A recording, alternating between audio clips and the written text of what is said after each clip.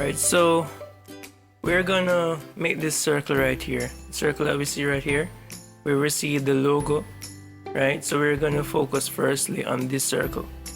Alright, so making the circle is quite easy. You can go over here, you know, and select our ellipse tool. Sorry.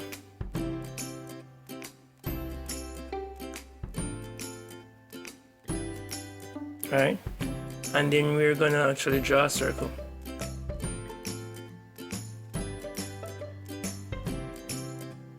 And so this is our ellipse, but if we realize that this ellipse actually has no color on the inside, so we're gonna go to the properties box. As soon as you draw the ellipse, you're gonna see the properties box come up. If not, it's supposed to be on the top of your screen right here. So go to the properties box, and we're gonna fill the inside of the circle with black. Alright, so we can minimize that, and then we can select V, or you know, our tool up here, and then we're gonna stretch this circle. But how we're gonna stretch it, we're gonna hold down Shift and LT and draw it. So it's gonna maximize on each of the sides, so it won't be stretching to one side like this and become ill-shaped, right? So we're gonna hold this corner, hold Shift LT, and then pull, right? And then we select it. So now we have created our ellipse circle, right?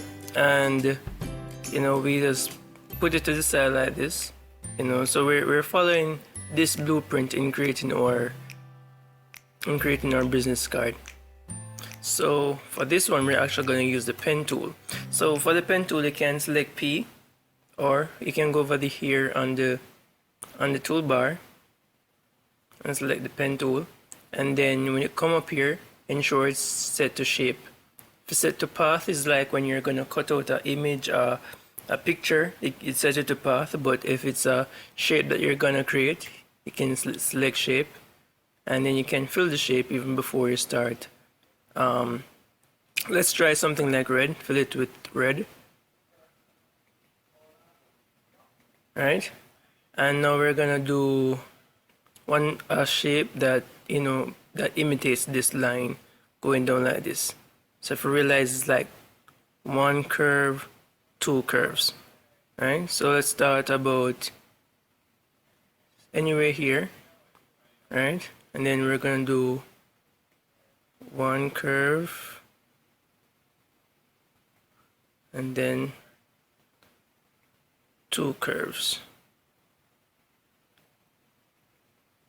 and then about here, bring it across.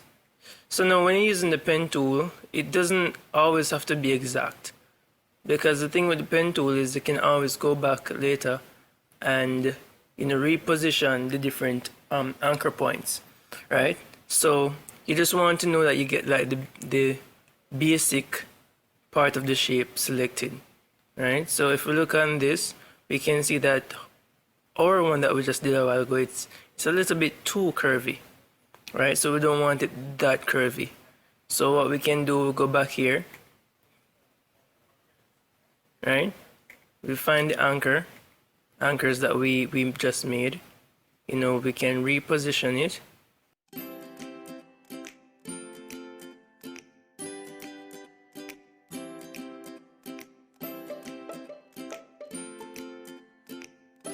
So now what we have here, it just seems like a whole bunch of different jumbled up colors, right? Okay, alright, so what we're gonna do with this one now, we're gonna bring it down a bit more, tad more like this.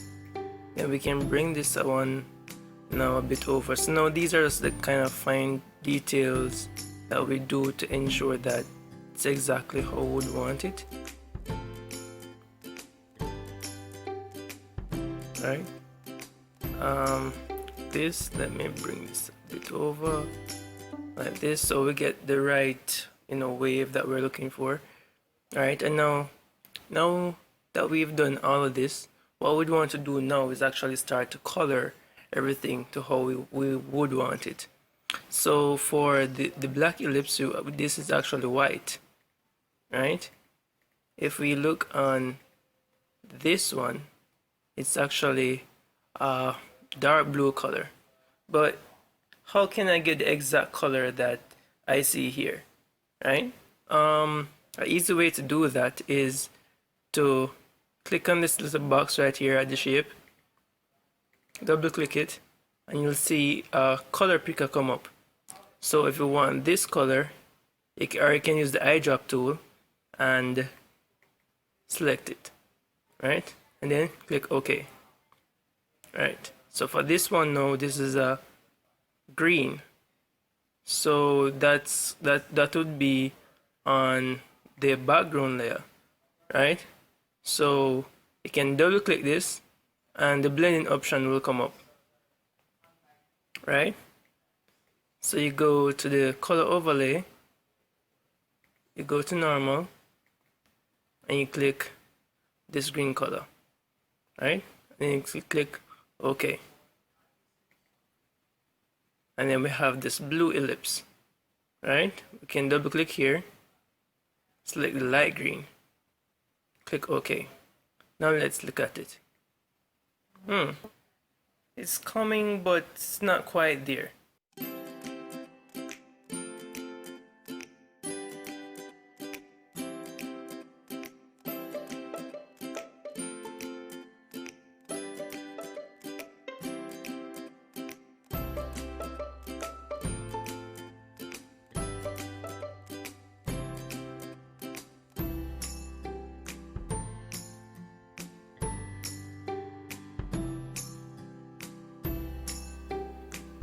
Okay, I just did everything fast in time-lapse a while ago, and now we're back to the screen, right? So I sharpened up everything.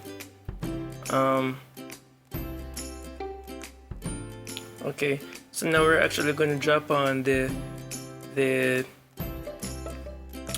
name, Graham Bateman, lead sales executive. Alright, so to add text in Photoshop, you can click T, or you can go over here, right, and get the horizontal type tool. Alright, and for this one, I'll use my name, Samario Williams.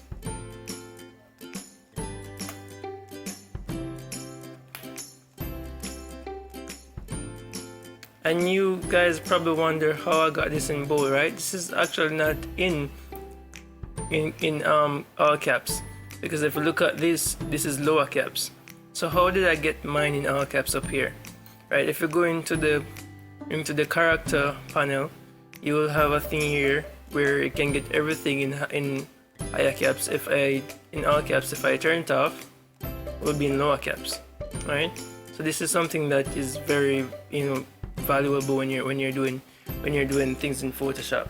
And to retype over things, you can always go here and click this, all caps, lower caps, right? Or if you want bold or underline or italic or underline, or you can do it in both high caps and low caps, right?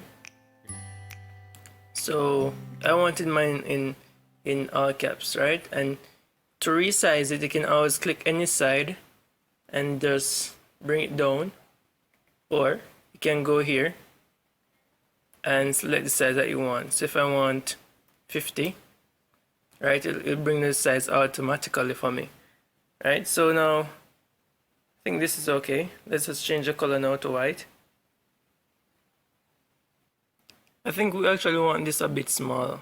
Alright, so for Zamora Williams, let us make it a little bit smaller, about this size, right?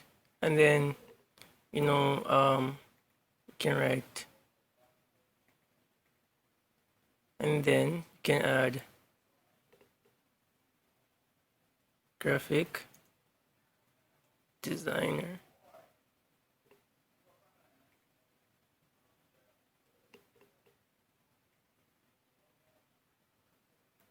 Oh, made a mistake right here. Okay, so now we actually want to take this out of all caps. We don't want this in all caps. And we want to change this font.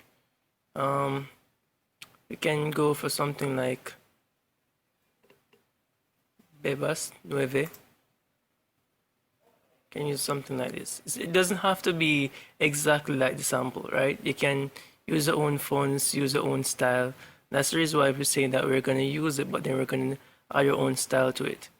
Right? So now for this one, what we want to do, we actually want the graphic designer to have, we want to use the same font, but we want it to be a bit more spread apart. So what we could do, if we stretch it like this, then it's going to change the look of the font. We don't want that. We just want more space in between the words. We could click on the word and put a space in between each letter, but then that would change the entire thing, right? So how else can we do this? Well, we can open the character properties here again, and then we can select how much size we want in between each letters, right? I think that's good. And let's make it a bit smaller.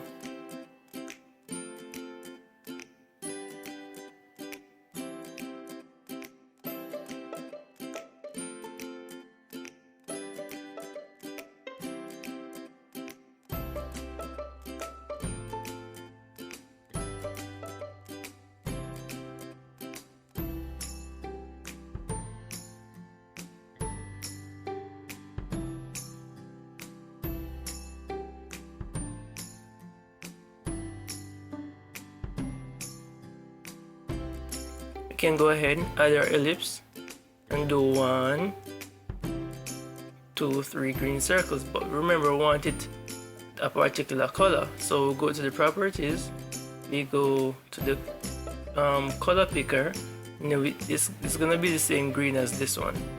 So we select this green and click OK. Alright, and then we will change color. And then we want 2 more of this same green. So we change now to the selection tool, and we want to do 2 duplications of this, but we want it to be exactly in the same line, right? So how we do this is by holding down Ctrl LT and then select and draw down. And as soon as we start moving down, we release Ctrl LT and hold down on Shift. So what Shift does, it locks it to the vertical axis. Or if you're moving sideways, it locks you to the horizontal axis. But for this one, we want it on the vertical axis.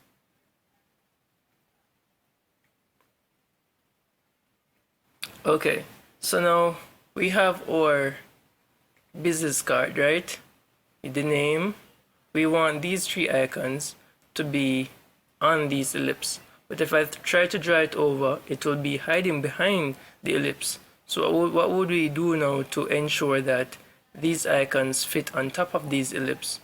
We'll go to the layer panel and ensure that these icons are above the ellipse, right? So for this one,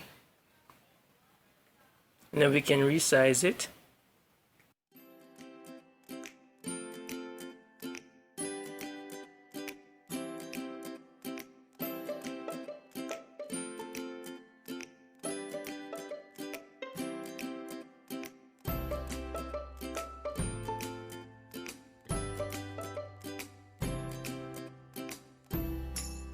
We have just done resizing and just adding in my telephone number, my website, and my email, right? So after you've done this, you only have to drop your logo right here. So we just added in our logo. We're actually going to start a logo series after we're done with like the basic introduction to Photoshop. I guess it's not the same exact texture, but I think it can be used to imitate the one that they have. Alright, so how we're gonna do this, we can do this in a multiple of different ways, but I think the way that we should do this is by just dropping this one down. By clicking LT, we're gonna insert this layer in this particular shape. right? So if we realize now that the entire layer has been overridden by the texture, but then we want to get back the same color over it. All right, so how do we do this? We can drop the opacity of this, so we get now a overlaying effect, right?